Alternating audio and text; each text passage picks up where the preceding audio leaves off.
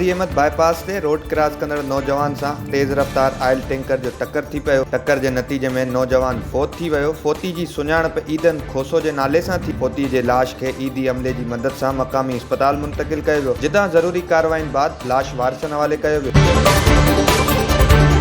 नवाब वली मोहम्मद में ताजिर link road ॻोठ वरियल चांडियो में ॿिनि तेज़ रफ़्तार मोटरसाइकिलुनि जो टक्कर थी पियो। टक्कर जे नतीजे में मोटरसाइकिल सवार राशिद चांडियो ऐं संदसि साथी ज़ख़्मी थी पिया। इलाइक़े वासियुनि पारां ज़ख़्मियुनि खे तिबी इमदाद लाइ काज़ी अहमद अस्पताल मुंतक़िल कयो वियो।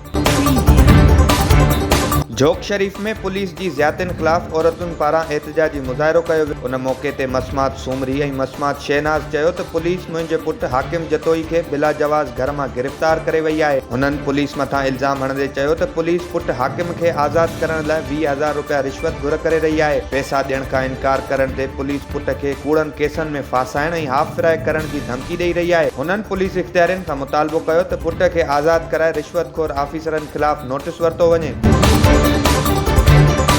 कंडियारो भरिसां मोहब्बत डेरो में मुबैना क़त्ल थींदड़ नारी फ़ाइज़ा चन्ना क़त्ल केस जी शुरूआती मेडिकल रिपोर्ट पधरी कई वई आहे। पोस्टमार्टम कंदड़ लेडी डॉक्टर ज़रका अबड़ो मूजिबि फ़ाइज़ा जे जिस्म ते तशद्दुद जो को बि निशान नाहे मिलियो। पुलिस इख़्तियारियुनि जी हिदायत ते वधीक जिस्म जा जुज़ा रोड़ी ऐं जामशोरो जी लेबॉरेटरियुनि में उमाणिया विया आहिनि। वधीक रिपोर्ट मिलण बाद असल कारण मालूम थींदो।